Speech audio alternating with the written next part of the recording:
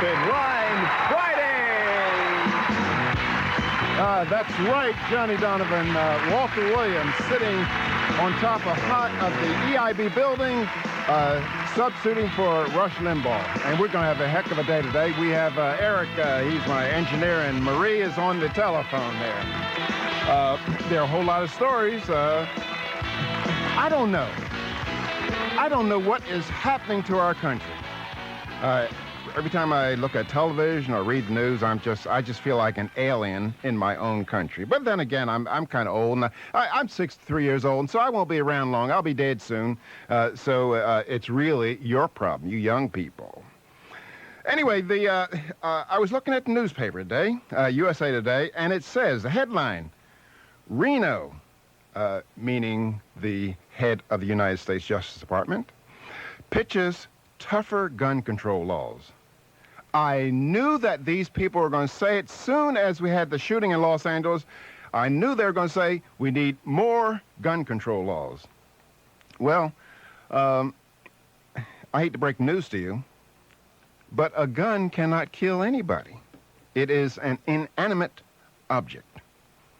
But here she is, she's saying, well, we have to deny guns to people who commit violent offenses as juveniles, federal limits on handgun purchases, and reinstating a cooling-off period between the time a gun permit is applied for and the time it's approved.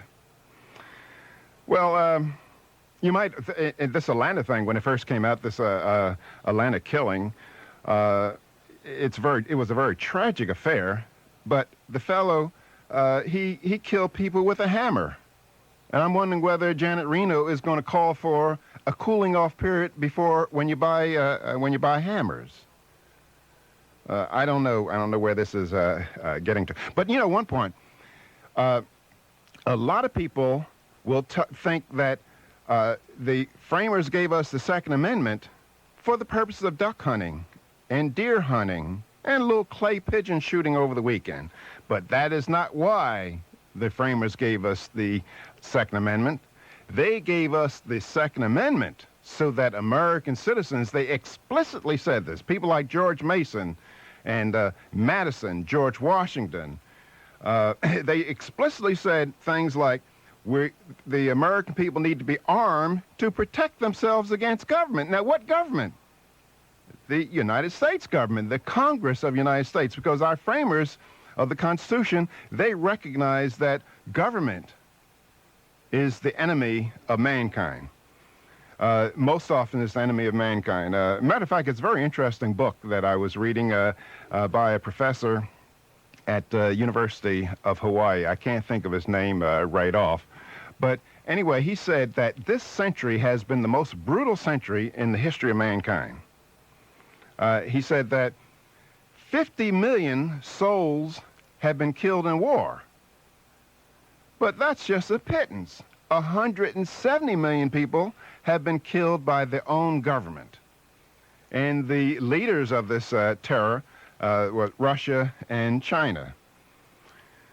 Well, we better keep our guns. And you notice the very people who support gun control, they are and the people who want to disarm us, they are the very people who want to control our lives. And they want to be able to control our lives with impunity. They don't want to worry about getting shot when they attempt to control our lives. Well, that's one story. There's another story in the New York Times that says, after shootings, nation's schools add to security. Now, school begins in a few weeks. And what these people are telling us, that we have to turn our schools into prison-like environments. That is, we need to have policemen outside the school. We need to have videos, cameras. We need to have metal detectors. I wouldn't have any of this stuff. And I would not have to worry about kids carrying weapons in school. Here's what I would do. The first time a kid carried a weapon to school, I would cane him. That is, give him 10 lashes at 6 o'clock at night while the national news is covering it. And weapons in school would just fade away. Nobody would carry weapons in school if there's caning. Now, a lot of people say, Williams, are you proposing such a brutal act? Well, it's not brutal at all. That is, if we can prevent somebody from killing people by caning him, well, that's kind, that's compassionate. But we have to collect our senses because we're going the wrong way. By the way, speaking of school, I'm going to ask you a question because you people are always calling up on the show asking questions. I'm going to ask you a question, and it's from a test. And actually, I'm going to ask you 3 questions, but I'm only going to ask them one at a time. Here's the one. A school district is proposing a 5% increase in the number of days in a school year. Currently, there are 180 days in a school year. How long would a school year be with a proposed increase? I'm going to ask that question and see whether this vast EIB audience knows the answer. And then I'm going to tell you why I'm asking this question. There's another bit of news, and this has to do with phone privileges in prisons. Now, it turns out that inmates at various prisons, let's say this in the case of Allenwood, Pennsylvania, there's a prisoner who used a telephone to order associates outside to murder 2 grand jury witnesses against him. There are many cases like this where people in jail are using the telephone to commit crimes and to organize drug sales and all this kind of illegal stuff. Now, why do we let these people make telephone calls anyway?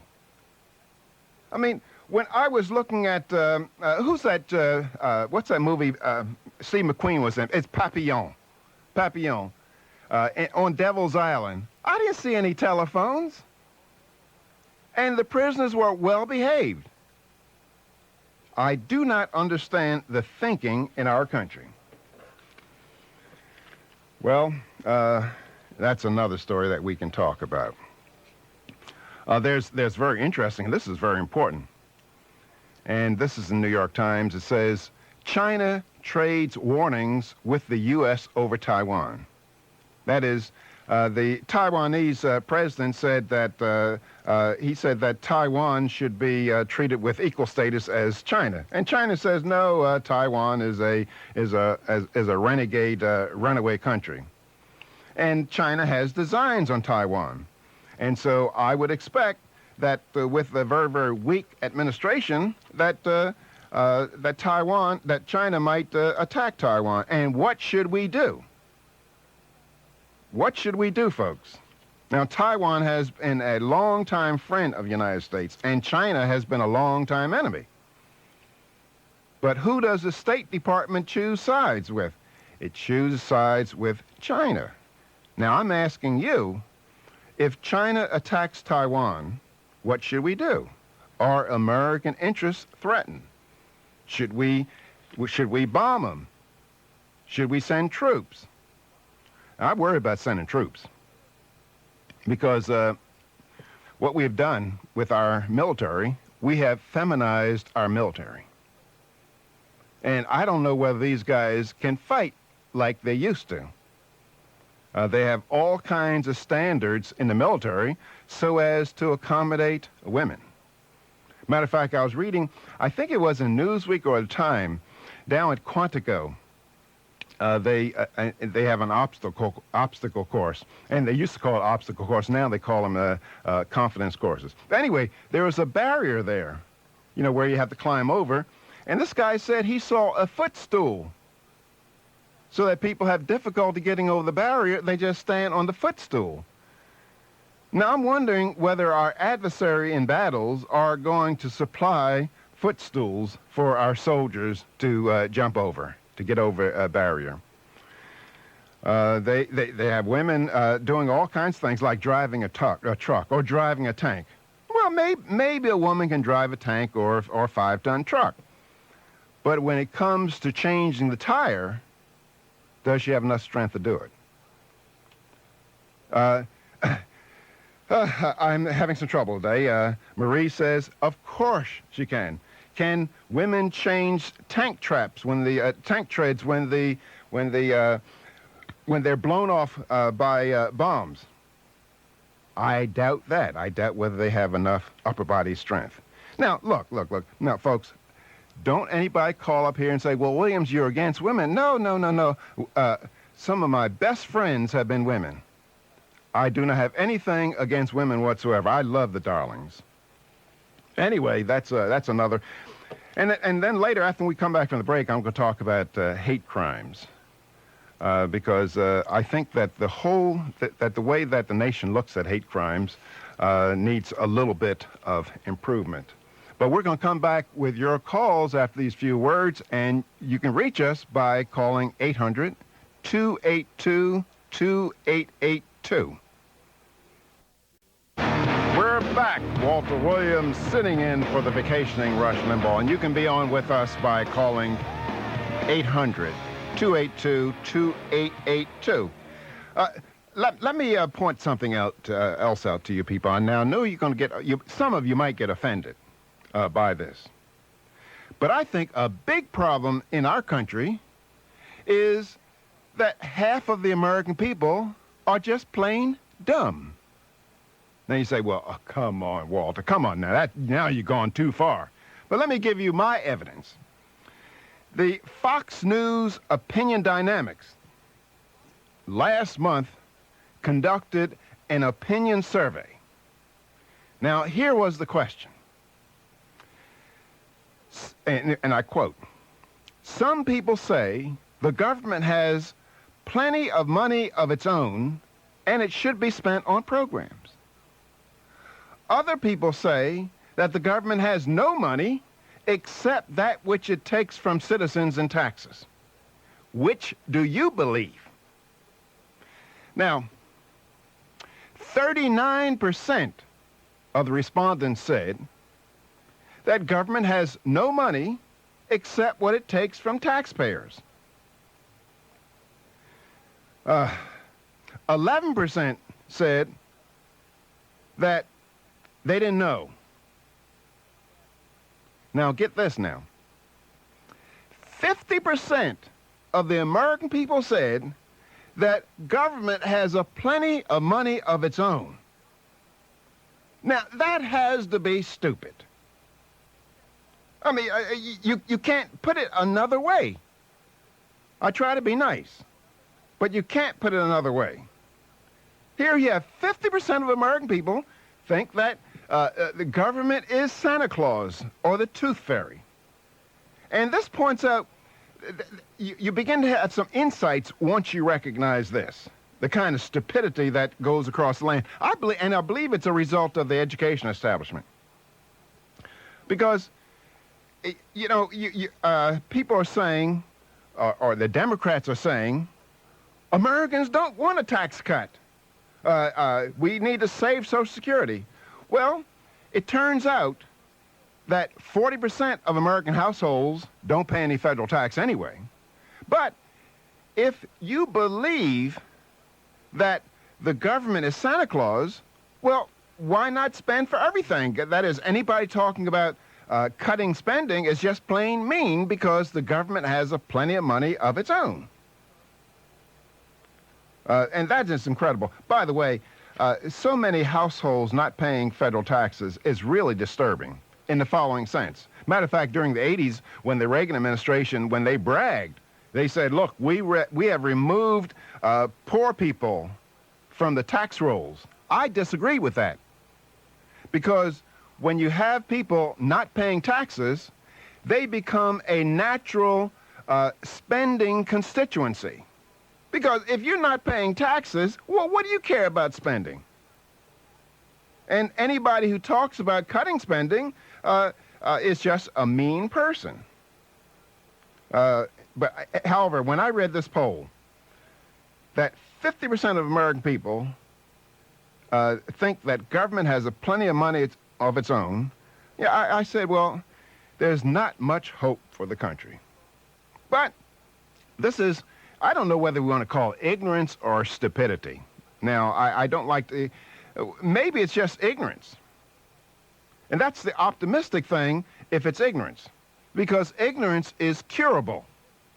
Matter of fact, that's my expertise as a professor of economics. I push back the frontiers of ignorance. That's my expertise. Now, if it's stupidity, I have no expertise in that area. I can't cure stupidity. It takes God. God is the only one that can cure stupidity. Well, I'd like to get your ideas on this. Now, there's another bit of bit of news. President Clinton. He said that it just means that our ability to predict is not as great as it would have been. And he's talking about the flourishing economy, how well our economy is doing. You know, a lot of people give Clinton credit for this economy, this great recovery that we're having, this sustained economic growth. I don't give Clinton credit for it. If you said to me, if you asked me, Williams, why is it that we are in sustained economic growth? I would say it's because of Monica Lewinsky. She is my hero. And matter of fact, if I had it my way, I would erect a statue of Monica Lewinsky right beside the Statue of Liberty. Because, see, Monica Lewinsky kept Clinton so busy that he could not mess up the economy. So she is my hero. And indeed, folks, if Clinton was successful in doing all that he wanted to do, we'd be down the tubes as a nation. Remember when he first came in, he wanted to nationalize our healthcare system. 17% of the economy, it would have been destroyed. And then, and he was unsuccessful. Then he wanted a BTU tax, that is a tax on fuels. He was unsuccessful, but if he got his BTU tax, we would not be in the growth cycle that we're in. So my hero is Monica Lewinsky. There's another bit of news. You know, for you people out on the left coast, we're having a drought on the East Coast, particularly in the area of New York, Pennsylvania, Maryland, and Washington. And you have the government giving farmers money. They called for disaster relief programs. Well, where does the government get this money? Well, if you're one of those 50%, if you're one of these 50% of American people, you think the government has their own. And the only way, look, folks, the only way the government can give one American citizen $1 is to first, through intimidation, threats, and coercion, confiscate that dollar from some other American. And you say, you conservatives are you're making things up. Well, you have April 15th next year to check me out. We'll be back after these words. And now, Black by popular demand. Once again, it's that great American, that great economist, an all-around nice guy. Not to mention America's heartthrob. Oh, Walter E. Williams. Cut that stuff out. Yes, it is Walter Williams sitting here for the Vacationing Rush Limbaugh, and you can be on with us by calling 800-282-2882. And now we're going to go to the phones. For those of you who just tuned in, Paul's going to answer this question, and here's the question I asked. I said, currently, this question comes from a test. Currently, there are 180 days in a school year. How long would a school year be with a proposed increase of 5% in the number of days? Okay, welcome to the show, Paul. Thank you. Glad to have you hosting. Well, thanks a lot. And it would come out to 189. Way, yes, that's absolutely right. Yes, absolutely right. You're right on the money. But I must assume that somebody went absolutely ballistic and said something like an extra 50 days or something. well, I'm going to keep you guys in suspense and tell you why I'm asking these questions. Mm-hmm. But let's get to your comments on the show so far. Well, so far, I agree with you on the punishment thing. As far as schools, there is no discipline whatsoever in schools nowadays, and the stuff that's going on nowadays is just seems to be getting worse and worse. And they need to have discipline in the schools, and that's one of the reasons when my wife and I have our first child, next year, we are going to be keeping our child at home and going to be homeschooling. That's right. You folks out there, listen to that.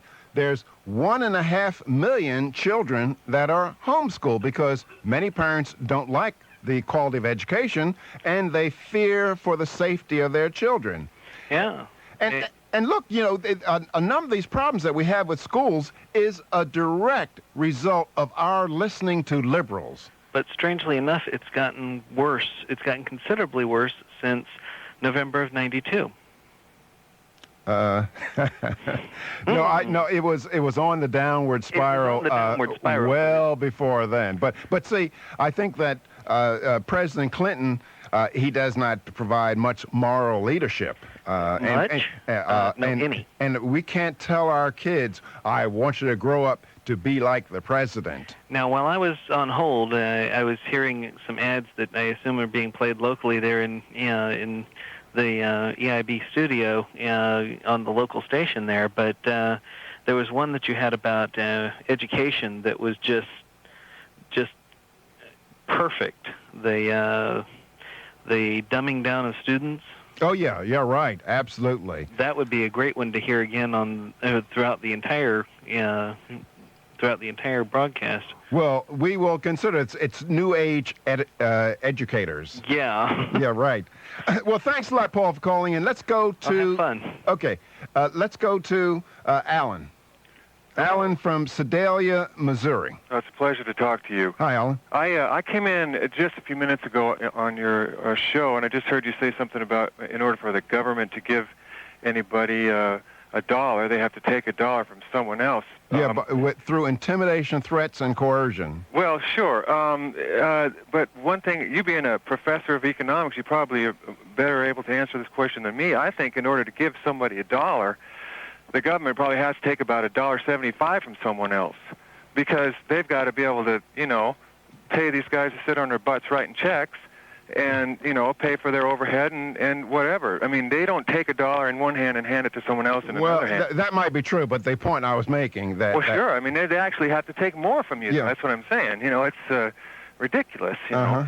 But on and as a matter of fact, our taxes as a percentage of the GNP is higher now than during World War II.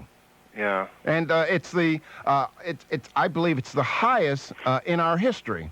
And keep in mind, matter of fact, it collects the federal government, tax receipts for the federal government are 24.7% of the national income. And keep in mind, from 1787 until around 1915, except during periods of war, the federal government took no more than 3% of the GNP in taxes. Well, getting. I had another thought. I don't know if I have any more time, but getting to the subject of what's going on with education, what's going on with kids. If you think about what we are telling our kids through the media and even through the impeachment problems. I mean, everybody kept saying, well, let's not impeach him because, not everyone, but people were saying, let's not impeach him because the economy's doing great. We're all doing great. In other words, the only thing that matters is my own personal well-being. If I'm making money, then everything is fine. And what we tell kids is, it doesn't matter how you get it, as long as you get money. I mean, you could be singing songs about killing cops. You could be kicking referees in the head. You could be doing whatever. You could be the president, lying and cheating. But as long as we're making money, then that's fine. So, that's a hollow attitude of life, and kids wind up with nothing in their heart. Absolutely right. That is, our big problem is a moral decline in our society, and we need to reverse it. And look at the ABA. I mean, the American Bar Association. I mean, here's a group, the most prestigious group of lawyers in the country, and they invite President Clinton to give them an address. Now, here he is, a guy that the court has ruled him to be a liar, guilty of obstruction of justice, and they invite him. Now, I think that F. Lee Levin, he's the president of Landmark Legal Foundation down in Washington. He is the EIB lawyer, attorney. He said it right. He said that the ABA was kind of desperate because Clinton was their second choice of speaker, and because they could not get John Gotti. That is really tragic. That is really a sad commentary. Well, we're going to be back with more of your calls after these few. Do we have time? Oh, yeah, let's take one call. Okay, Joe. Joe from Bristol, Connecticut. Thank you for taking my call. Yes, welcome to the show. Yes, I just wanted to agree with your comment about the gun laws and the legislation for more gun control. In my opinion, I support it, but I think the government's going about it in the wrong way. I think that if more honest, hardworking American citizens carried firearms, it would greatly decrease the violence on the streets because the police cannot possibly respond to a shooting as quickly as they need to. Well, that's absolutely right. And matter of fact, for you people out here that want gun control, I believe that their estimates that vary from 500,000 to 2 million crimes have been prevented by law-abiding citizens just brandishing their weapon. See, these criminals are cowards. Absolutely. And if they know that somebody is able to protect themselves, well, then they lie low. And matter of fact, law-abiding citizens in our country last year, they have lawfully killed more criminals than the police have. And so, if anything, we ought to have more guns in our society. More people ought to be carrying guns. If one or two people down in Atlanta in that building where that guy was shooting up people, if one or two of them had guns, he would not have been able to kill as many people. Absolutely. And if other people started to shoot back, what would that criminal have done? He would have ran as quick as he could. That's absolutely right. And for that reason alone, I feel that the government is trying to do the right thing, but they're going about it the wrong way. Well, I don't even think that they're doing the right thing. But thanks a lot, Joe. We'll be back with more of your calls after these words. We're back. Walter E. Williams sitting in for the vacationing Rush Limbaugh. Look, folks, there's another question I have to ask you. Now, you guys get pencil and paper, write this down. A very, very hard question. And I'll tell you why I'm asking these questions in the next hour. At the top of the next hour, I'm going to tell you why. Here's the question. 7 more than 2 times a number is 35. What is the number? Okay, here, let me repeat it. 7 more than 2 times a number is 35. What is the number? I would like this vast EIB audience to come up with the answer to that question. Well, let's go back to the phones, and we're going to go down to Gainesville, Florida, and welcome Frederick to the show. Thank you. I just wanted to agree with you that blaming the guns on the rash of school shootings is a farce. It's not the guns. I agree with you there. It's more a result of declining family values and our violent culture. Mm-hmm. However, what I don't agree with is the idea that what we need to do is have extremely strict punishment for these students that bring guns on schools. I think that defeats the purpose because here we are waiting for students to bring guns on schools before we can punish them. The students in the Columbine shooting, after they gunned down them students, they committed suicide. They were on a suicide mission. I don't think they cared about what kind of punishment was going to happen to them. I think the main issue is money. We have the means to keep guns out of our schools. I think everybody forgets that the number one purpose of a successful school is to provide a safe and orderly environment for the students. We can do that. You know, a lot of people talk about turning our schools into prisons. You know, if that's what it takes, that's what it takes. We're not trying to keep anybody in. We're trying to keep guns out. Well, no, look, there's a lot of graffiti in places like New York and Los Angeles. How come there's no graffiti in Singapore? I'm not really sure what that has to do with guns in schools. Well, because they cane the butts of people who do graffiti. Now, I'm sure that if you cane kids and you wouldn't have to cane that many kids. I would say that, if, for example, in New York or Philadelphia, I don't know how many guns are brought into schools, but if I would bet that if you could cane 10 kids, that would be the end of that. I mean, to have it seen on television. Now, you see, a lot of people look at punishment as cruelty. But, you know, I would imagine if you go to San Quentin or go to Sing Sing and talk to a prisoner who is either on death row or has a life sentence and ask him, would you rather be here or would you have preferred that when you were 10 or 12 years old, beginning your criminal career, that someone caned your butt and stopped you? I would see that the latter is far more humane and less cruel than seeing somebody getting a death penalty or spending his life in jail. That is, we don't really pay attention to the meaning of punishment.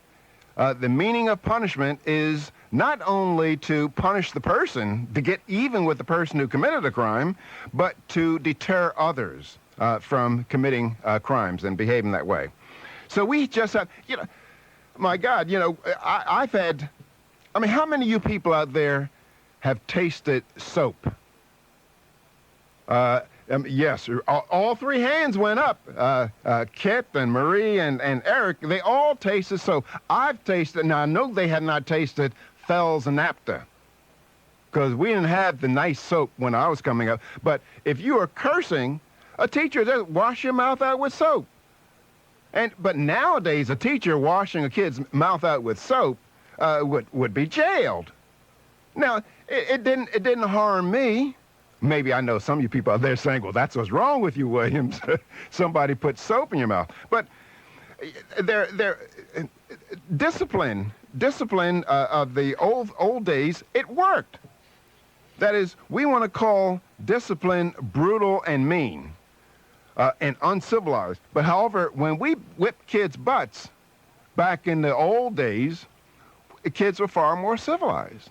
And in fact, people talk about keeping guns out of hands of kids. For most of our history, fathers would come home and lean a gun against the wall, or put a gun in a gun rack above the door, hang his gun belt in the closet, even give a kid a rifle for his 14th birthday. And we did not have all of this killing, because the guns are not responsible. It's people who are responsible. But here we have bought the notion that nobody's responsible. Even Hillary said that the president is not responsible for his infidelity. They kind of went back on it because he was treated badly as a child. Now, you know, some people that don't pay any attention to that kind of stuff is the IRS. Now, suppose I go to IRS and they say, well, Williams, how come you didn't pay your taxes? Well, I was mistreated as a child. I was sexually abused as a child. Well, that don't go over with the IRS. But it goes over with us, though. Anyway, we have to get more responsible. We're going to take a break in a minute, but I'm going to read that question again. 7 more than 2 times a number equals 35. What is the number? And we'll be back with more of your calls after this. We're back. Walter Williams sitting in for the vacationing Rush Limbaugh, and you can be on with us by calling 800-282-2882. Let's go to Rudy in South Bend, Indiana. Walter, you're doing a great job, and the answer to your math problem, 7 plus 2 times what number equals 35 is 14. Oh, good. Great. Another great answer. Yeah, Ray. But by the way, I'm homeschooled, and that's why I figured it out. Good for you. Welcome to the show, Rudy. Thanks a lot. You're doing a great job, and I miss Rush, but you're doing an excellent job, and all the other guys he's had, you guys are all great. Okay. So, dittos to Rush. We'll pass on that programming note to Rush. All right, thanks a lot. Okay, thanks a lot for calling in. Now, the next question, before we go to break, but this has to be fast. Let's see. Okay. How many students could be served a half pint of milk from a 5-gallon container? Let me repeat that. How many students could be served a half pint of milk from a 5-gallon container? So you guys work that out. I mean, it's a hard question. Work it out. And we're going to welcome to the show, John. Hi, I think the answer is 80, isn't it? My goodness. That's like lightning. That is absolutely right. Congratulations, John. I wanted to mention a couple things. Okay, now, wait, John, before you get started. I'm going to tell you why I asked those questions in the next hour. But, all right, well, I look forward to it. Okay.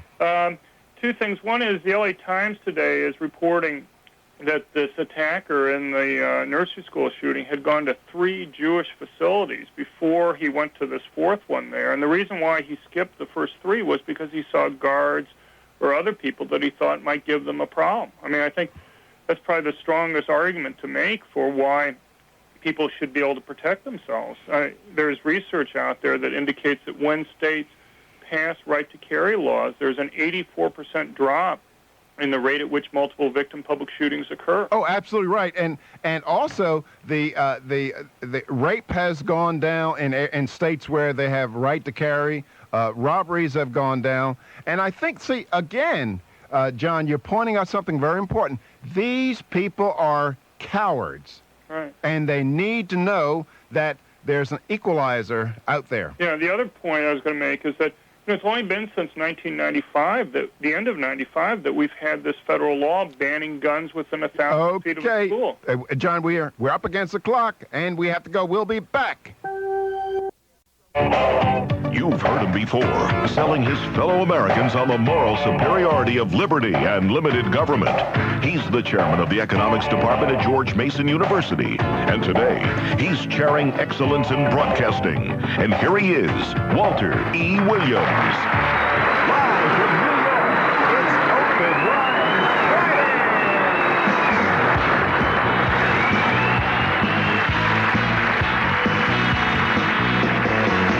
That's right. Thank you for that introduction, Johnny Donovan. It's Walter Williams sitting in for the vacationing Rush Limbaugh, and Sean Hannity is going to be here Monday, holding the fort, and we've been having fun. A lot of questions, a lot of answers, and now for all of you who have been wondering why I've been asking these very difficult mathematical questions, you say, well, it comes from an article, a brilliantly written article by Walter Williams. And if you want to read it, and you guys have access to the internet, just check out JewishWorldReview.com. Well, anyway, last month, the United States Court of Appeal ruled that the state of California is not in violation of federal civil rights laws by testing prospective public school teachers. Now, here's what happened. 8 teachers who failed to take the test, and many other teachers, or groups representing minority teachers, challenged the legality of the California Basic Education Skills Test, charging that it discriminates against minorities. And the statistics presented during the trial, during the litigation, showed that 80% of whites passed the test the first time, 38% of blacks passed the test the first time, 49% of Mexican Americans and 60% for Asians. Now, can you imagine someone who wants to teach our children being unable to answer these very simple mathematical questions? And the English and the writing part of the test is just as simple. That is, in order to be a teacher, you have to be able to understand, be able to have mastery of 8th and 9th grade math. That is, these questions I've asked the EIB audience, and that you guys got perfectly right. You should have gotten them, gotten answers correct, because they're 8th and 9th grade questions. But here you have teachers failing this exam, and then after they fail the exam, they go sue the state. Now, if I failed such an exam, I would hide in a corner. But here, these teachers, they go sue the state. So we talk a lot about education problems in our country. And there are many. But a part of the education problems, now I'm not indicting all you teachers. I'm not saying all teachers fit in this category. But a big part of the education problem is incompetent teachers. Teaching our kids in the primary and secondary school, and very often on the college level. And there's some statistics that we just don't know. That is, people or college students that major in education, they score the lowest on the SAT exams, that's a test to get into college, than any other major. Then when they finish college and they take tests to get into professional schools like the LSAT, that is to get into law school, or the MCATs, the MCAT, to get into medical school, or the GRE, the Graduate Record Examination, to get into social science schools, things like that. Public school students who have a BA in education score at the absolute bottom of these exams, more so than any other major. And for those of you who are interested, philosophy majors score the highest, then mathematicians, and then economists. So a major part of our problem that people just don't want to talk about is education. Now, the tragic thing about all this, or part of the tragedy, is that civil rights organizations and so-called black leaders always side with teachers against competency testing. Now, here's a question for you. Those teachers who are incompetent, where do you think they are assigned to teach? They most often will be teaching in black or Mexican American schools. They will not be teaching in schools in the suburbs or high-income neighborhoods. In fact, many schools in high-income neighborhoods, they're the same as private schools. They're almost the same as private schools in terms of the way they're run. And here's another thing, another bit of information about the incompetency and the way the civil rights organizations support the incompetent education establishment is, number one, they fight against the school voucher system. That is, a voucher system where the states would give parents the $4,000 or $5,000 that can only be used for education, and let parents decide the schools that they want to send their kids. And here you had, in Washington last year, another example of this. In Washington last year, House Majority Leader Dick Armey sponsored a bill that passed Congress that would have provided 2,000 scholarships for low-income D.C. children to attend private schools. Who do you think led the struggle against it? It was D.C. delegate Eleanor Holmes Norton. She led protest demonstrations against vouchers in Washington, D.C. This is a lady as well as the Black Caucus, the civil rights organizations, they have greater concern for maintaining the education establishment's monopoly than the interests of black children. Matter of fact, I've always said that if I were the Grand Dragon of the Ku Klux Klan and I want to sabotage black academic excellence, I could not find a better means for doing so than the current public school system in most of our cities. That is, and then you have these education experts say, well, if you had a voucher system, it would destroy public schools. Well, that's incredible. They're already destroyed.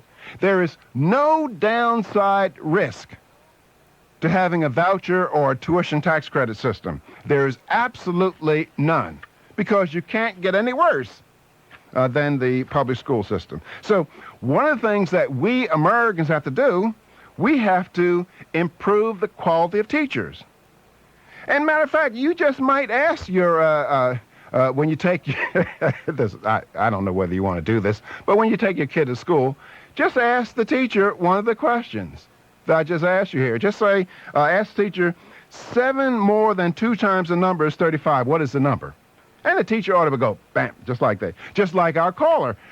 He didn't even have I didn't even give him time to answer the milk question, and he just threw it right at us. And so that tells me that the EIB audience, they could be teachers. They could be substitutes for teachers. Maybe that's an idea I'm going to tell President Clinton. I'm going to say, President Clinton, if you're concerned about improving education in America, why don't you get Rush and the EIB audience to take over the schools? That would be great. Wouldn't that be great, Marie? That's absolutely right. And all my friends, Eric and Kit and Marie, they agree with me. I'm quite sure many of you there agree with me. Anyway, so much for the schools. There's an interesting story coming out of San Francisco about animals. Anyway, this person pointed out that the idea of owning women and the idea of owning blacks is a repulsive idea. And so we need to get rid of pet ownership. Hey, you guys, we really, the people in San Francisco, they want owners of these animals that you're hearing that are barking all around the studio, they think that instead of calling them pet owners, they ought to be called pet guardians. That is the term of choice. That's incredible. Now, that kind of little tidbit in the news is, in and of itself, it's not very, very important. It just shows that most of the people on the left coast are nuts. And that's probably where this 50% of Americans who believe the government has its own money, that's probably where they live, mostly on the left coast. But anyway, what this shows, the kind of concerns that Americans have nowadays, it shows that we're just too affluent. We're just too rich. We have just too much time on our hands. Can you imagine in the year 1800, someone talking this kind of nonsense? I mean, they were worried about how are they going to eat the next meal. Now, one day I was one year I was up here doing the show of the Christmas holidays, and there's this big story in New Jersey about a whale getting stranded in some kind of inlet, and the people are running boats out there. They're worrying about the whale. And I was saying to Mrs. Williams, and I was also saying to myself, that can you imagine in 1700 some people worrying about the safety of this whale? They would have went out there and shot the whale and had some good old whale meat. That's what I would have done anyway. I like whale meat. Every time I go to Japan, I eat whale meat. I think there are too many whales around anyway, and we ought to be eating them. Anyway, that's a story about cats and dogs in California. Well, Marie, can we take a call? We should go to break, shouldn't we? Okay, let's go to break, and then after the break, we'll come back with your calls. You can be on the show by calling 800-282-2882. We're back. Walter Williams sitting in for the vacation Rush Limbaugh. And we're just kind of going over the news, taking your phone calls, and just trying to find something interesting. Now, here's a little tidbit. I'm going to get the phone in a minute. A little tidbit. And it's from Cambridge, Massachusetts. And I think my Mexican-American friends ought to be aware of this. And I have a lot of Mexican-American friends. A lady named Rose in California is a Mexican-American friend of mine. Mrs. Williams knows her anyway. It says, police here are being taught that pepper spray is less effective against Mexican-Americans and other ethnic groups because of their long exposure to spicy foods. Now, so it says that the people it doesn't affect are the people who have consumed cayenne pepper from the time they were small children. And let's see, the groups that this pepper spray is not as effective on are Mexican Americans, who else? Pakistani, and Indians. Now, so that poses a problem because if you're a Mexican American and you get smart with policemen, well, they can't pepper spray you like they would pepper spray me. So they might shoot you. So you just have to behave if you're a Mexican American. Well, anyway, I just thought I would add that tidbit here. But let's go to the phones, and let's go down to Laurel, Maryland, and welcome Craig to the show. Welcome, Craig. Hi, Walter. Now, as a liberal, I think so-called conservatives, they really act like conservative liberals in my lexicon because they basically accept liberalism, but then they say they can make it work better. And I take three issues, like this gun control. To me, a real conservative would say, well, let's repeal these 20,000 gun laws, sell guns as an average product, as an average product, and then just institute the death penalty for all murder, rape, and violent crimes, as opposed to now where you got to have murder with, special circumstances. To me, if you intentionally kill somebody, it's reasonable to say you should be intentionally killed. And I'm saying, take another issue.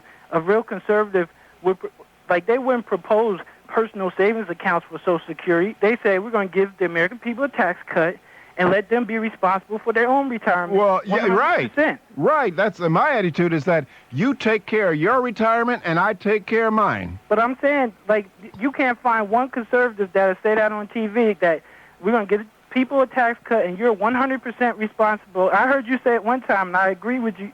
Well, I don't agree with you, but at least I respect it. You said, look, I'll sign a waiver saying I'm responsible if something happened to me. Give me my tax money back. Yeah, that's right, my Social Security money back. Right. And my last thing, and I disagree with you. Well, I disagree with you on many things, but I respect you because I think we need a debate in this country. But school vouchers, why is it that no conservative, and I agree with school vouchers as a liberal, I wonder why no conservatives will say that it's right out the Marxist handbook. I mean, it's redistribution to the 8th degree. Well, see, I go even further than that.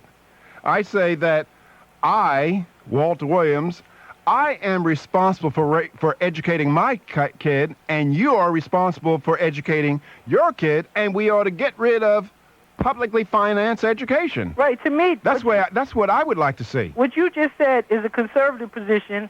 I believe in school vouchers. To me, that's the liberal position. And because I'm saying right now I have 2 kids. If it costs $5,000 for each to go to school, that's $10,000 a kid. I only pay about $7,000 in local income tax. That means somebody else in the community is giving me $3,000 to educate my kids. Now, whether they give it to me in the public school or I go to a private school, the whole idea to say that I should have the same choice as Bill Clinton. I mean, the free market system says if Bill Clinton makes more money, he has more choices. Well, look, I'm sorry, Craig. You should not call yourself a liberal in the American sense of the term. No, Walter, I'm a liberal. You mean you are maybe a libertarian? No, I'm a socialist. You're a socialist? I absolutely Oh, am. my God. But my point is, I hate Nazis. Like, when, Nazis, people who don't want to debate, Well, people who don't want to listen. And that's what many liberals, where people get mad and say liberals don't want to debate. I'm a liberal who wants to debate, and I find people who are conservative, they agree with me so much that there is no debate. I mean, think about it. This country is pretty, I can honestly say this country, like, I agree more with conservatives because they pretty much say we want to reform the system, as opposed, because I'm saying there's nobody out there saying, like, let's get rid of Social Security, be responsible. Like, nobody will say that. This is a socialist country, and I ask conservatives, if you don't believe in socialism, well, I gave you 3 examples. Well, Craig, I'm kind of at a loss. Now, you're saying that you are a socialist.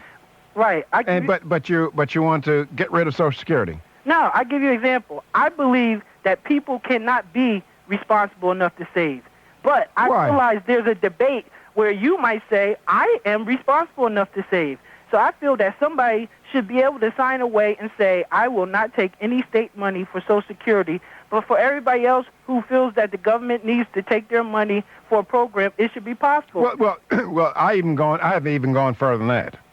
I have suggested that the Americans who love liberty, we ought to take the 13 original states and secede from the United States and give the rest of it to the socialists with an option to buy it, because they're going to be starving pretty soon. I respect your belief, so that's why I like you as the best host, because you're the one who, like, some of the things you say, I love the part where you say you'll sign away, because to me, if I want to take my FICA money that I pay in and use it now, I should have that choice. There's no reason why the government should force my money. I mean, I personally... That is right, Craig, but we're up against the clock, but thanks for calling in. Thank you very much for calling in. And that was a great call. And you can be on with us by calling 800-282-2882. He's back, sitting behind the golden EIB microphone, high atop the EIB building, holding the fort for the vacationing Rush Limbaugh, Walter E. Williams. That is right, Johnny Donovan. Walter Williams sitting in for the vacationing Rush Limbaugh, and you can be on with us by calling 800-282-2882. And we're discussing a whole range of topics. Here's one that is just kind of interesting. You know, the president went out to Appalachia and other poor areas in our country. And he's saying, well, companies ought to invest and do this and do that. And I'm wondering, if you're poor in Appalachia and there are jobs all around the country, why in the world are you staying in Appalachia? Why in the world are you staying in a poor area where there's no opportunity when there are jobs all around other parts of this country? I'll tell you the reason why. I'll tell you the reason why people stay. It's because of welfare and unemployment compensation. If not having a job in Appalachia, if it meant starvation, you can bet your bottom dollar that the people would leave. But not having a job nowadays doesn't mean starvation. It means that you are living off of Walter Williams.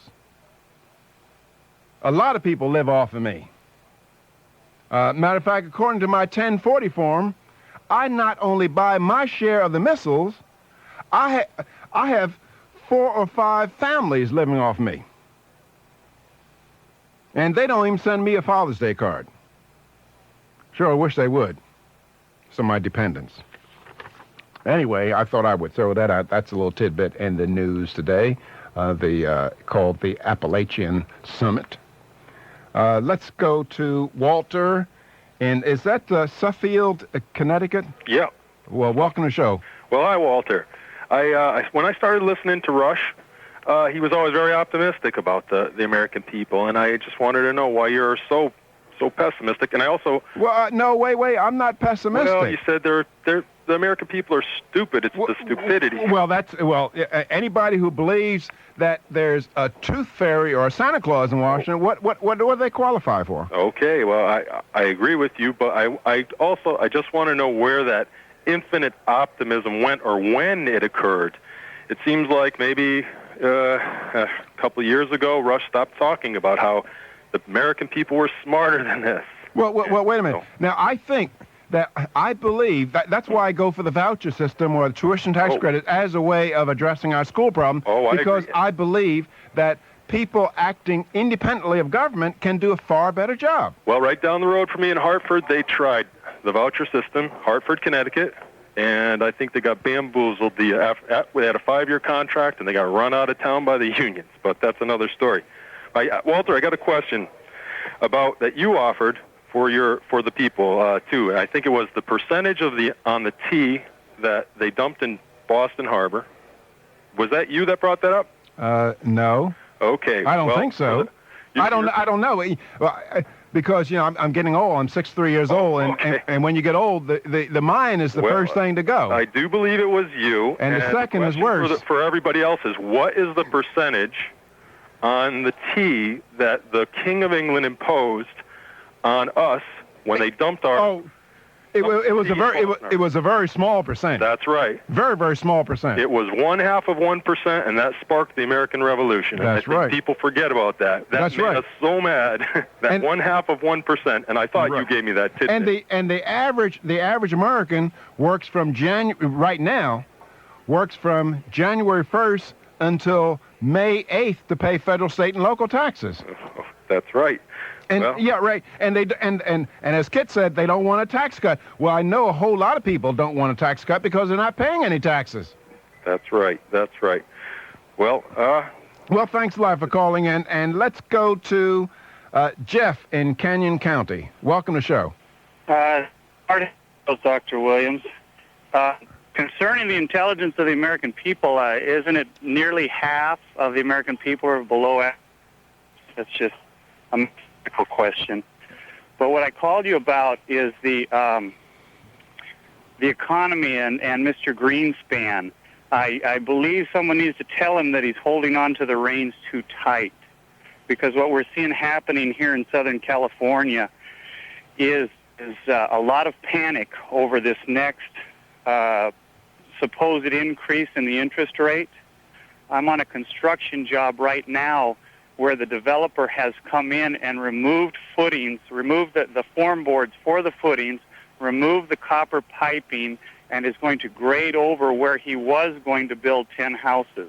Well, first of all, let me say, I think that the Federal Reserve Act should be repealed.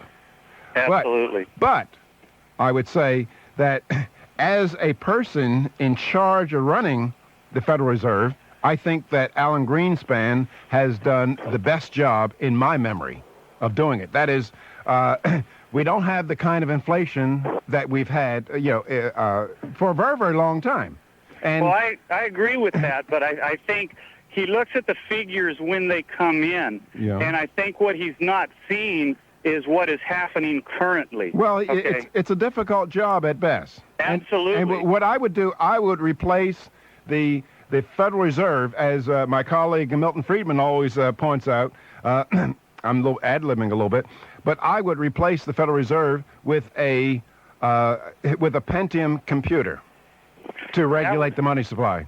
That would probably work. But what do we do about panic right now that is occurring in Southern California? I don't know. What do we do about panic? That is, people think that something's going to happen. I don't know what we do. All I'm saying is a message needs to be sent to the man that this has caused a panic. This has caused a stir. There's a lot of work here in Southern California that had been projected, and now this work has been halted because people are running scared as to what this man is going to do in the coming meeting. Well, I don't know what to say about that, but I think that that keeping the money supply such that we don't have an inflation is one of the most important things that the Federal Reserve can do. And I think that Alan Greenspan has done a good job in that. Keep in mind that when we have inflation, do you know what inflation is? Well, yeah, I've seen a lot of inflation. No, I'm going to tell you what it is, because a lot of people, they're not quite sure about what inflation is. Inflation is government theft. That is, it's stealing from the American people. And that's the job of most central banks, is to steal from the American people. and by engaging in monetary policy. Matter of fact, I've often suggested to people that if you are ever arrested for counterfeit, just tell the judge that you are engaging in monetary policy, because that's what the Federal Reserve, in effect, does in many cases when we do have an inflation. But anyway, I would say to everybody out there that in a somewhat impossible job, I believe that Alan Greenspan is managing it better than any other Federal Reserve chairman in recent history. We'll be back with more of your calls after this. We're back, taking your calls and have a lot of fun and pushing back the frontiers of ignorance. Before I get back to the phone, there's an interesting article. I think it was written in the Washington Post. It's by Burton J. Rubin. He's a member of the Fairfax County Water Authority, and Fairfax is where I teach. I teach at George Mason University, and it's in Fairfax. Now these people want to control our lives. They have some kind of water emergency in Fairfax, and I believe in other areas as well. But the water emergency is not necessary in Fairfax. That is, Burton Rubin, he's saying that you get water from the Potomac River, and the Potomac River runs into the bay. And so if we don't take the water out of the Potomac River, it goes ultimately into the ocean. And so why should there be restrictions on the use of water in Fairfax? There's no reason whatsoever. But see, these people want to control us. They pass a regulation where you go to a restaurant and you can't have you can't be served water unless you ask for it. That is utter nonsense. And so here's what what Burton Rubin says: the Potomac River comes to us strictly on a use it or lose it basis. Any gallon not drawn for drinking water, it's on its way to Chesapeake Bay, where it becomes a part of the Atlantic Ocean. So those people in Fairfax, where your lawns are turning brown, your trees are dying, your bushes are dying, I say water them. Because if you don't use water coming out of the Potomac, all it's going to do is go into the Chesapeake. And that's not a good use of water.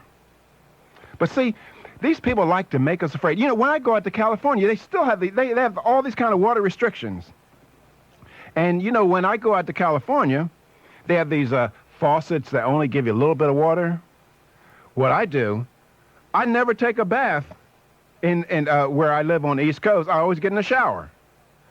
But when I go out to California, I take a bath. I run a tub full of water just to have a little fun with the Californians. But it's not much fun because they don't know. They don't see me taking a bath. Maybe I should invite someone to see me take a bath. But that's neither here nor there. And we're going to go, as a matter of fact, we're going to go out to Porterville, California. And welcome to the show, Bob, and thanks for hanging on. Okay. Good morning, Mr. Williams. I have a question about taxes. Now, if I'm starting up my own country and I print out money, and that's the legal tender for that country, all services rendered I pay with the money that I print out.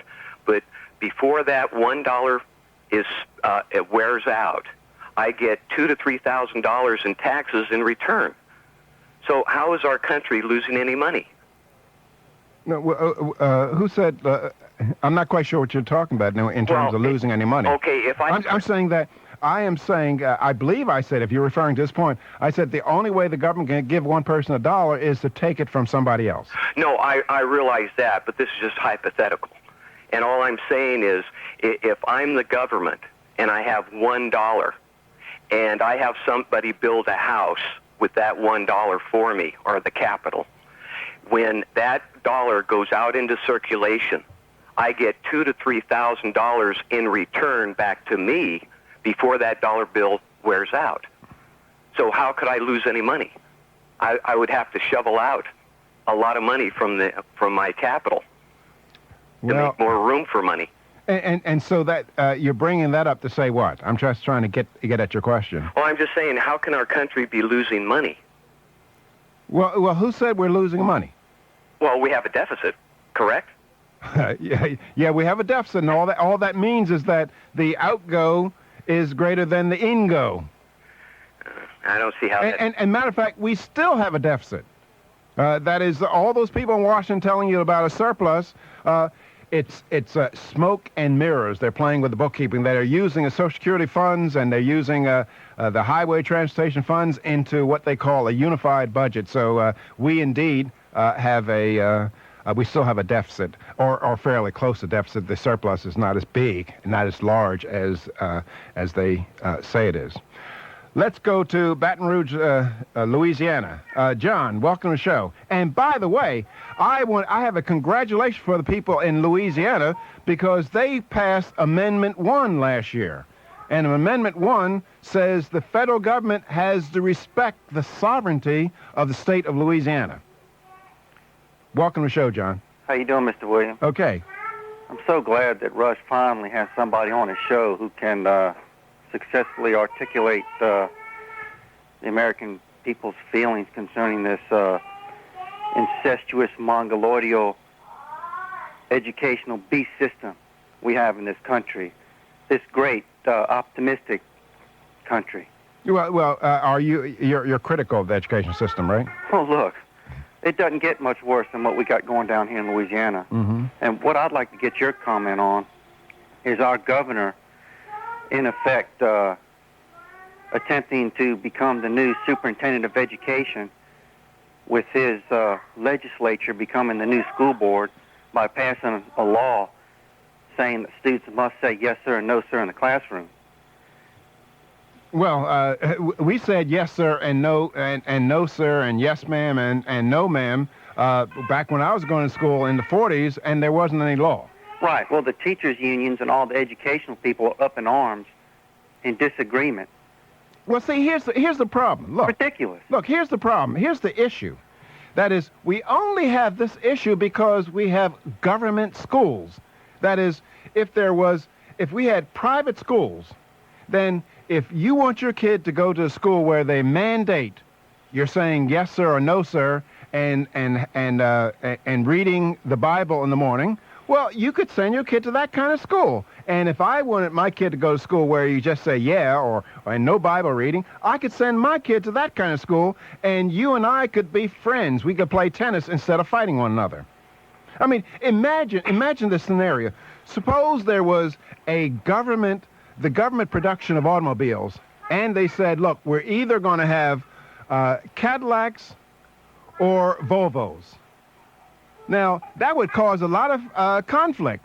That is, I would have to, if I'm a Volvo lover, I would have to fight you. And if you are a Cadillac lover, you would have to fight me. As it stands now, you buy the kind of car you want, and I buy the kind of car I want, and we can play tennis. So what you're saying is we don't really need free government education in this country. Well, first of all, it's not free. It's not free. Not. It might be zero price, but there's a difference between something being zero price and free. Well, that's how it's advertised. Yeah, that's how it's advertised. We have free library and free this, free that, but there is nothing free in this world, and you better believe that. Well, I'll agree with you there. But thanks for calling in, and we'll be back with more of your calls after these words. We're back. Walter Williams sitting in for the vacationing Rush Limbaugh, and we're taking your calls. We have a few more minutes, and so let's go to the phones, and tune in next hour, because I have something very, very important and very, very serious having to do with our great country. But we're going to go out to Portland, Oregon, and talk to Laurie. Yes, hi. I was calling about your comment you made about Mexicans or people who eat a lot of cayenne pepper and how they're resistant to pepper mace. And the comment that I heard you make about an article that you read said something about, if you're Mexican or resistant to that, then you better be careful because they won't pepper you. Maybe if you're not good, the police will shoot you. And I don't really well, what's the understand alternative? Why you went from A to Z like that. Well, that's why we move on the show. But if you can't subdue a person through pepper, then what do you do? Well, there's all different kinds of levels of force. You start with you start with just being there, then you talk to them, and pepper mace usually comes into play when somebody's resisting or maybe behaving in a way that's a danger to themselves or others.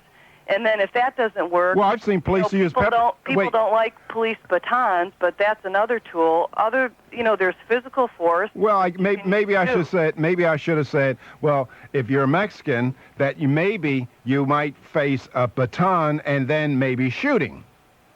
Would that have been better? No, not really, because you're kind of using black and white there, and there's a lot in between there in police work. And the thing is I just... Well, I'm reading this report from the liberal Cambridge, Massachusetts. And they're saying that we have to worry about pepper spray because it's not going to work on certain people. And we're going to be back with a very serious hour after these words. Demand.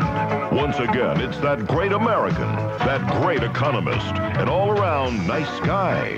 Not to mention America's heartthrob. Oh, Walter E. Williams. Live from New York, it's Open Line Friday! Yes, right. You're right, Johnny Donovan. It is that charming Walter Williams. Filling in for the vacationing Rush Limbaugh. And Sean Hannity is going to be on Monday. And you can be on by calling 800-282-2882. Well, what are we going to talk about this hour? Well, one of the things I think there was a column written by A.M. Rosenthal. He's a writer for the New York Times. At least it appeared in the New York Times. And the name of the column is A Certain Contagion. And just give you a gist of the column, I'm just going to read one or two lines. Must I write at once about the shooting of the children in Los Angeles, about the murders in our own land of people, because they were Jews or blacks or gay students or worked in an abortion clinic, so had to be killed? Many of us are focusing on the hate crime issue in our country. And I believe that there's a ugly conspiracy of silence. And you can see this if you read a report that was recently done by the New Century Foundation. It's based in Oakton, Virginia, and it's called The Color of Crime. Now, here's some of the study's findings. And the study's findings suggest that hate crimes are not a big problem in race relations. Now, you might say, well, what? Well, you've just been listening to the news, the liberal media. Now, let's look at it. Some of the studies, when I got hold of the studies, some of the studies' findings about interracial crime were so surprising that I did an independent verification of numbers before I come on the show to talk to you. Now, it turns out that the U.S. Department of Justice has conducted a national crime victimization survey since 1972 and to determine the frequency of certain crimes. And one category of crimes is one category is interracial crimes. Now, in its most recent publication, which is titled "Criminal Victimization in the United States," it reports on data that it collected in 1994. And here's what it shows. It shows that in 1994 there were 1,700,000 interracial crimes, and of that number, 1,300,000 roughly involved whites and blacks. Now, here's the kicker. In 90% of the cases, a white was the victim and the black was the perpetrator. While in 10% of the cases, the a white was the perpetrator and the black was the victim. Now, so if you read the news media, you get the impression that blacks do not commit crimes against people or hate crimes. They're committed by whites. Now, let me just go to a specific category. Matter of fact, over 56% of the violent crimes committed by blacks were against whites. Whites committed 5 million violent crimes, and 2% of them were against blacks. Now, let me just give one other statistic.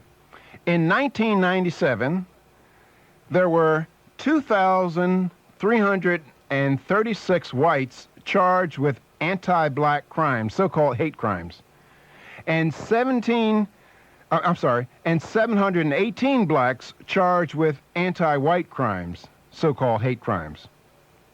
Now, although the absolute number of white offenders is larger, the black rate per 100,000 population, that's how people talk about, that's the number that they use when they talk about crimes, it was making blacks much more likely to commit hate crimes. Now, so here's the problem. Regardless of race, criminal violence is despicable and deserving of condemnation.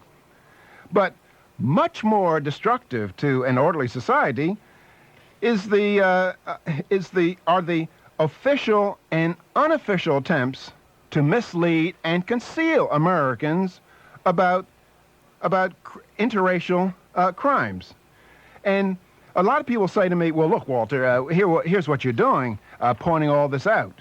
And by the way, before I say that, all this information is available in the Department of Justice's study, Criminal Victimization in America, and you can go to Table 42 on page 41 and get the data. Anyway, people say to me, well, Walter, what you're doing, you're just giving aid and comfort to America's racists by pointing out this. I say to the contrary.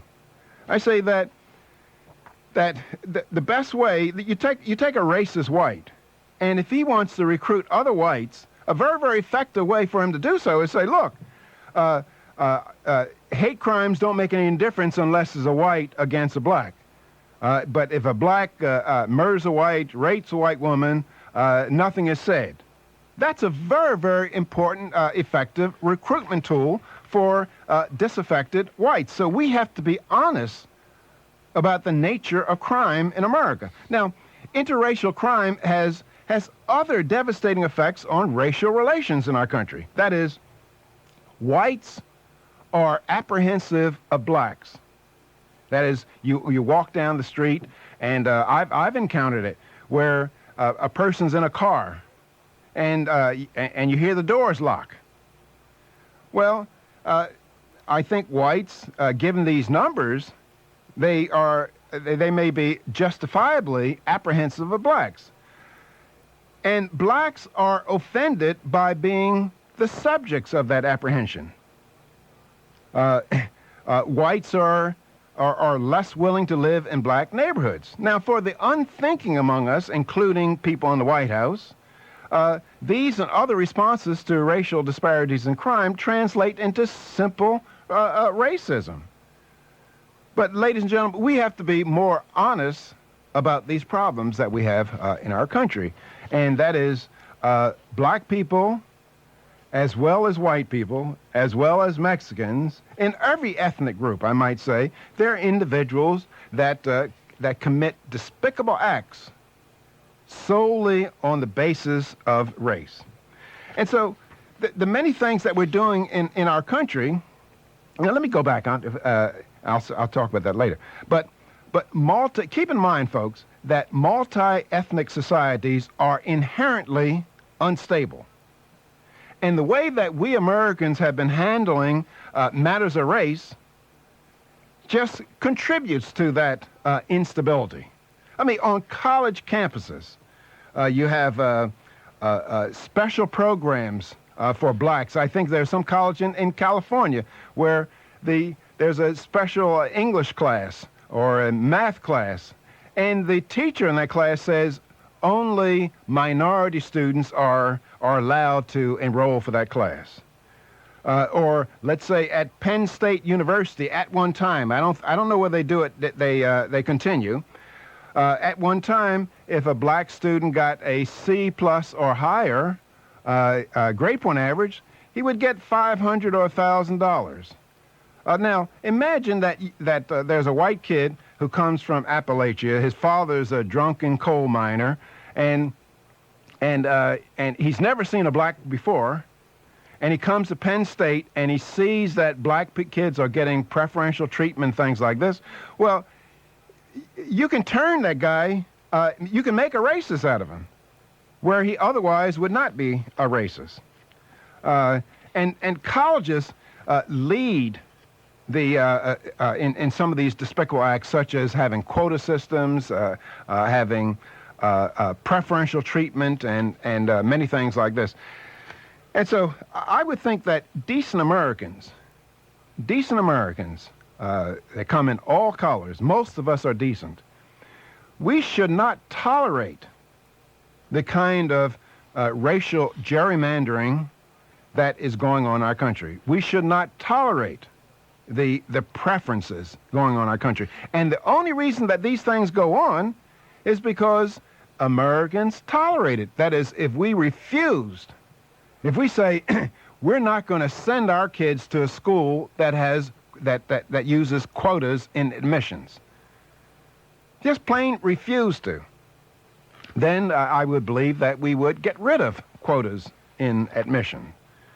So I think that it's time for more and more American people, good people, to take the high ground against this kind of stuff, this racial preferences and concealing facts about crime, interracial crime. It's despicable. But anyway, this study is called The Color of Crime, and I don't know where it's generally published. I just got a fax copy of it, and it's published by the New Century Foundation in Oakton, Virginia, and it's very worthwhile reading. And matter of fact, if you can't get it from them, the Washington Times did an excellent report on it in June 1st of 1999. Matter of fact, I understand that the fellow, this guy Jared Taylor, he invited the news media to come. The entire news media, 400 invitations went out, and very few decided to write articles on it, except the Washington Times, and I believe C-SPAN carried it.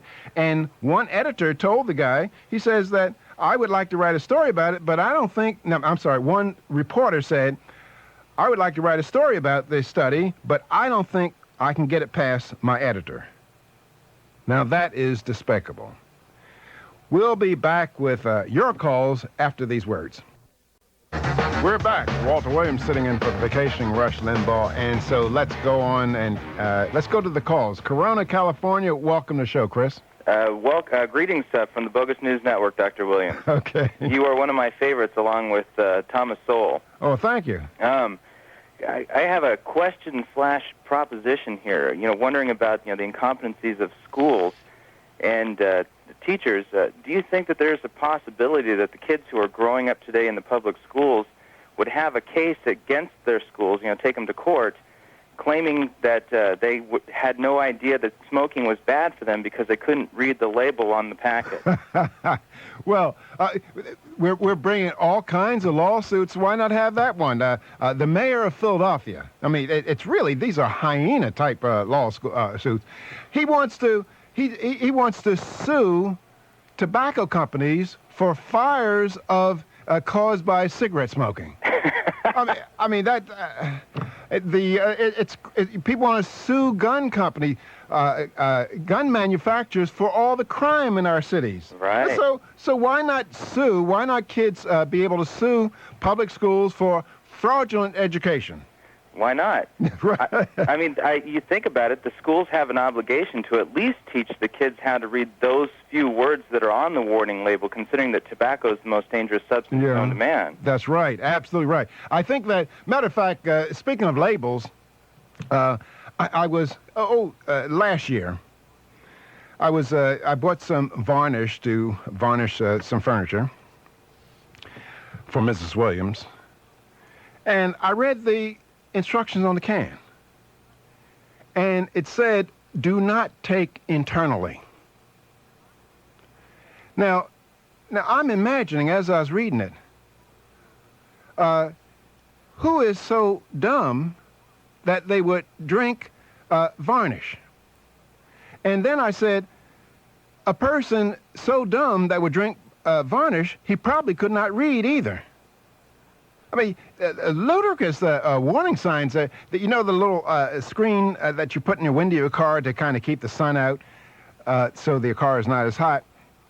I have one, and I didn't notice it, but a friend who was taking it out for me, we were getting ready to go somewhere several years ago, and for a foreign guy too, and I was very embarrassed. He said, Williams, Americans must be stupid, because look at the warning label on this. It says, do not drive with screen in place. Now, if a person's going to drive with screen in place, I mean, he probably cannot read. Yeah, probably should not have a license. That's absolutely right. But c'est la vie. Let's go to Cleveland, Ohio, and welcome Tom to the show.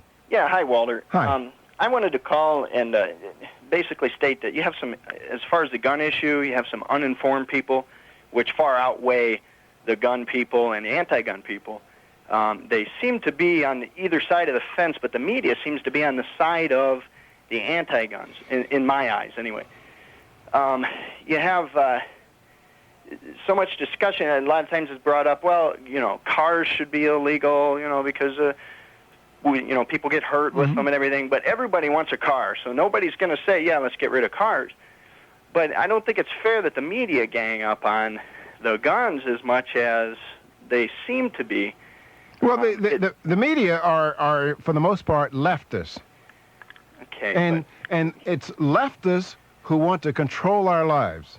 It's leftists who want to come on my property looking for the endangered red spider. Now, if he comes on my property, if he knows that I don't have a gun, he can just do anything. But if he thinks that I have a gun, then he may be less willing to trespass. Right. And so people who want to control the lives of other people, they are for gun control. Now, I'll tell you one thing. If you ever hear that the government has taken Walter Williams's guns, you'll know that Walter Williams is dead. He's long gone. That is absolutely right. What I see, and with the cigarette thing, is what got me thinking. At one time, I don't want to say I'm paranoid or anything, but I don't think the government really wants to take the guns from us. Because, of course, if they did, what are we in for next?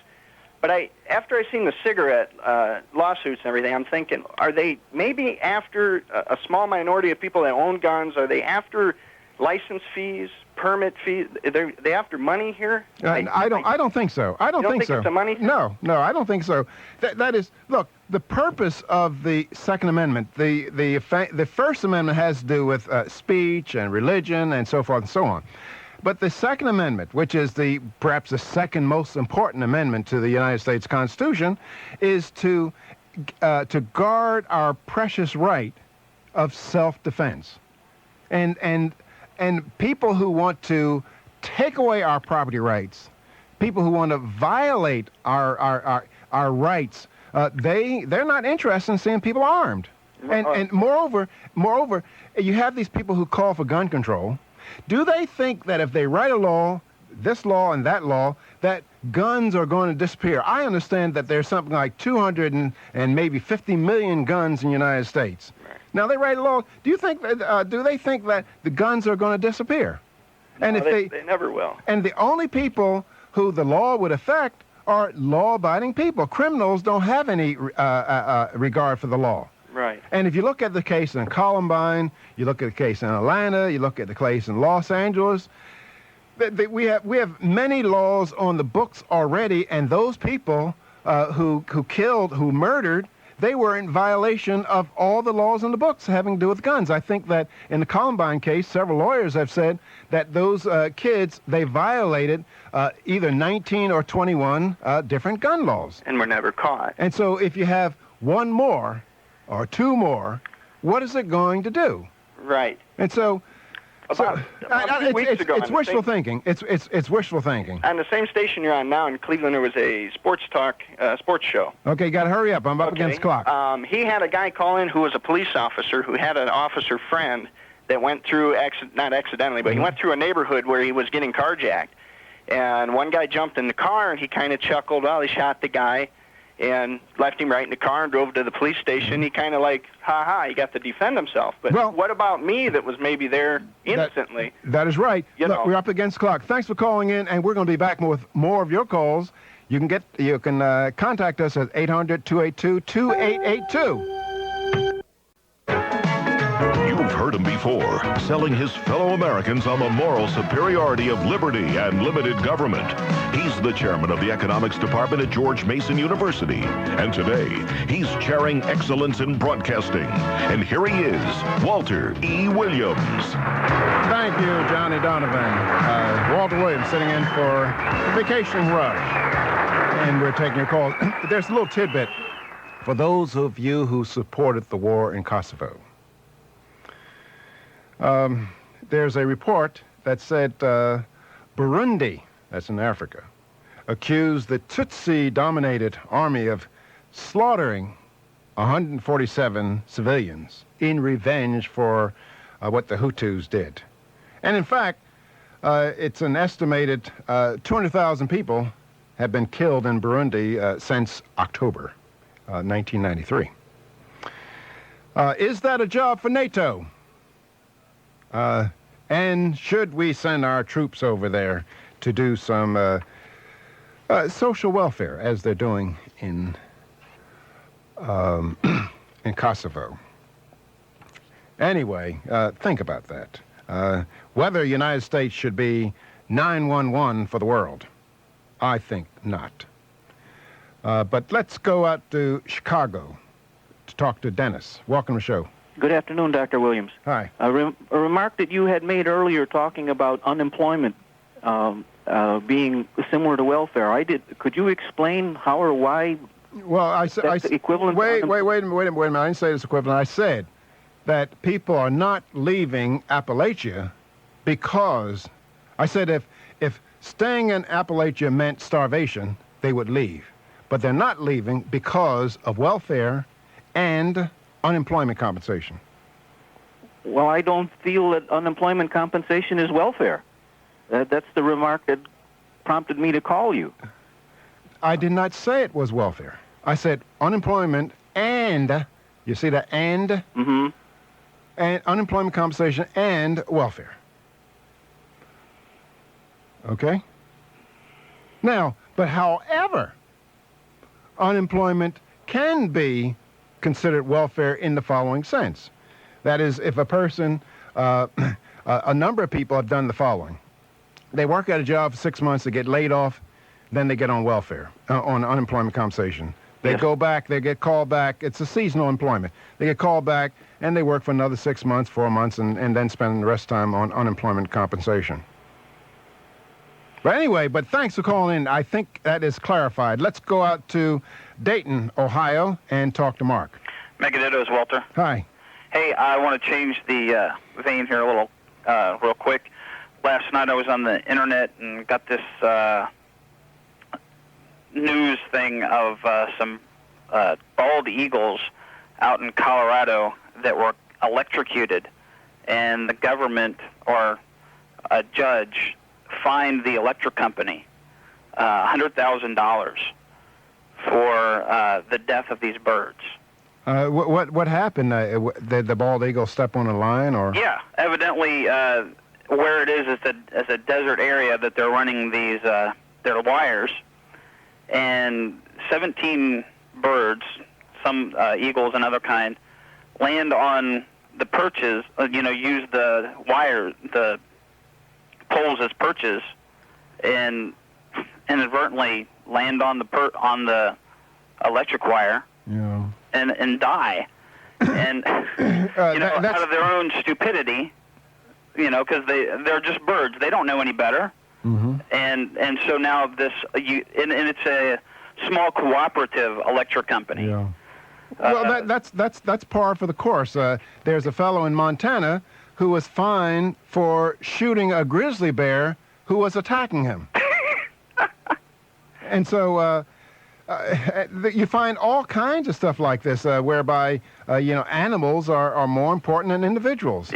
The big kicker is 50,000 of that penalty is to be targeted to a non-profit group whose primary purpose is conservation of the migratory birds. You're right, yeah.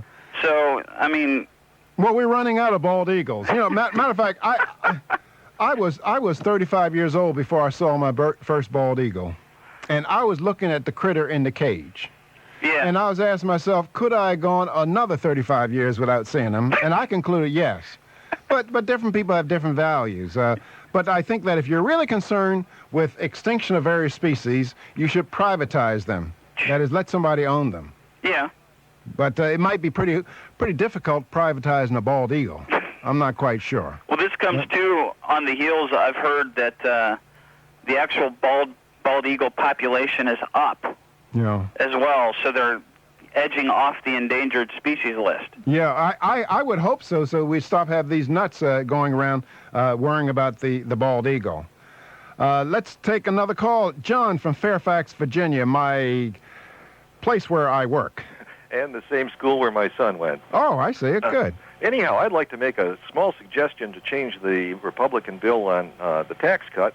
I would suggest that they make it optional on the 1040. And if the Americans truly do not want a tax cut, they would not have to elect to take it.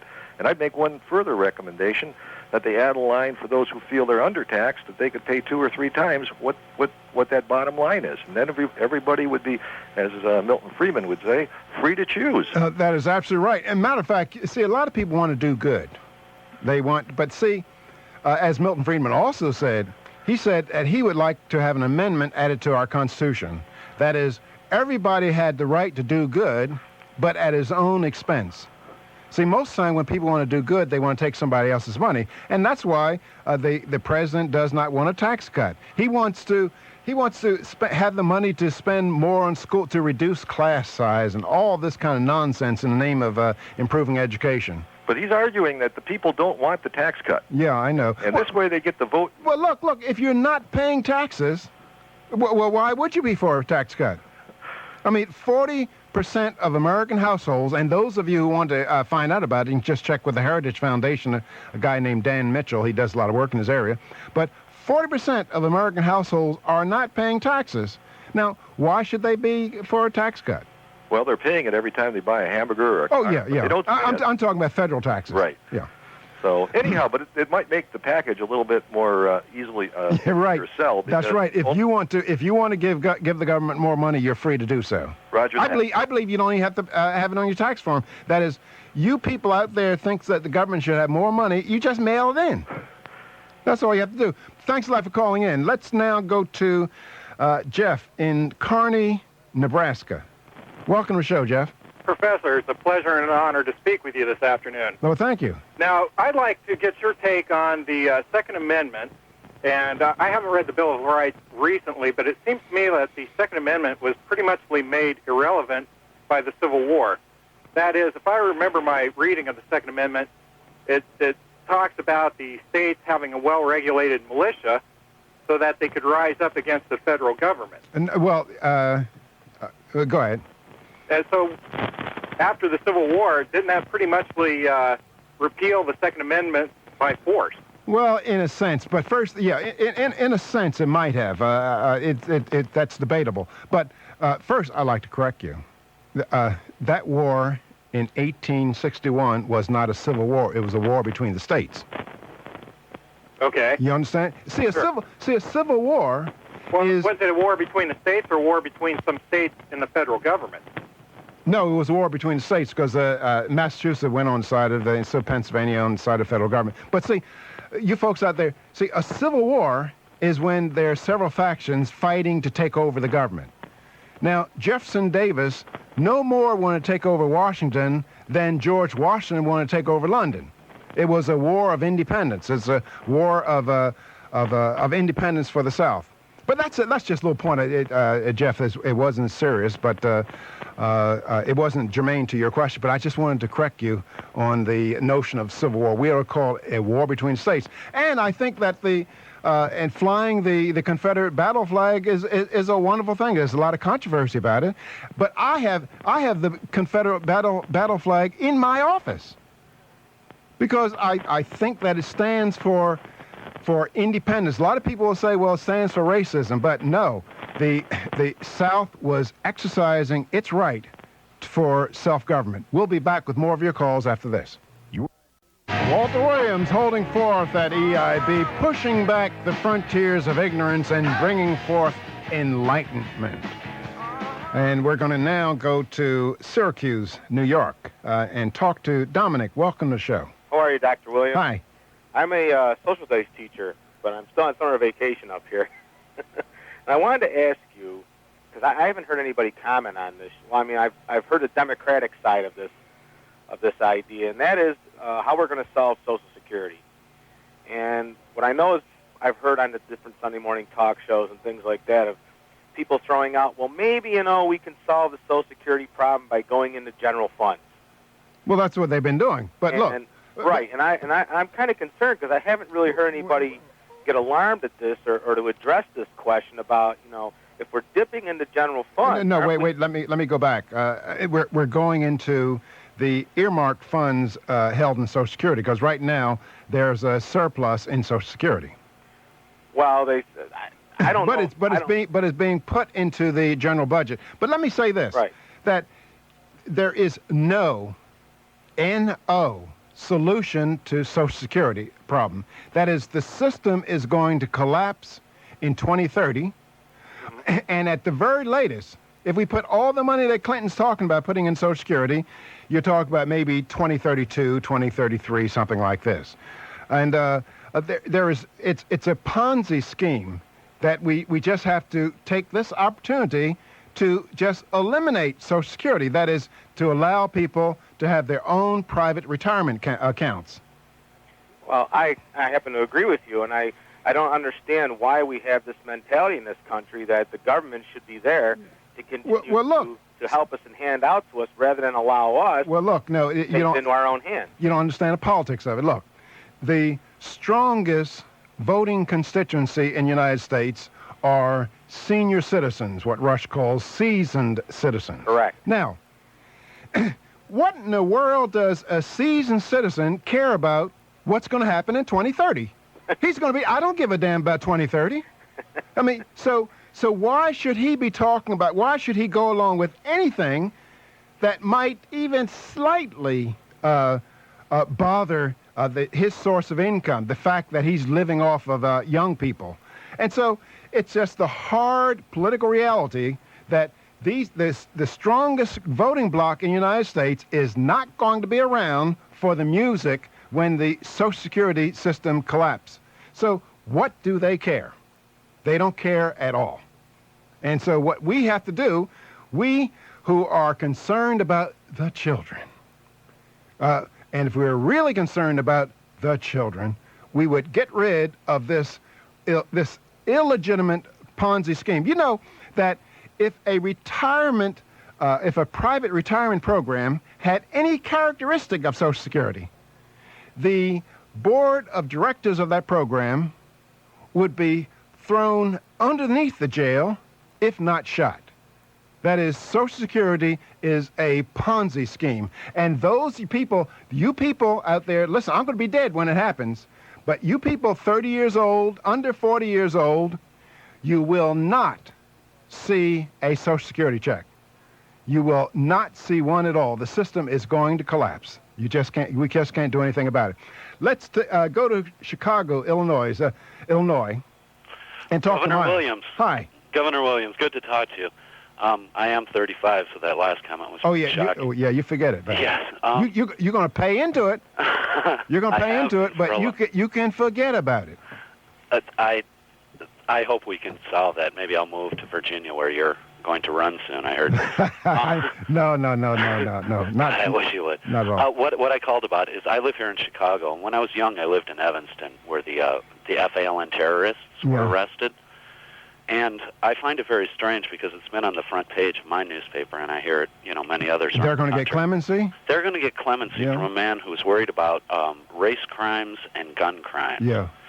That seems to be his number one issue right now, and I find it very hypocritical that he would allow terrorists who, and I read these are the people that wanted to assassinate Truman.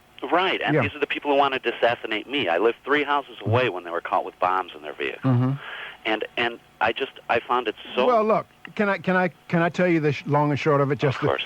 So we can move on to another caller, so that you will have the answer to this. See, Hillary is running for the Senate in New York. Right.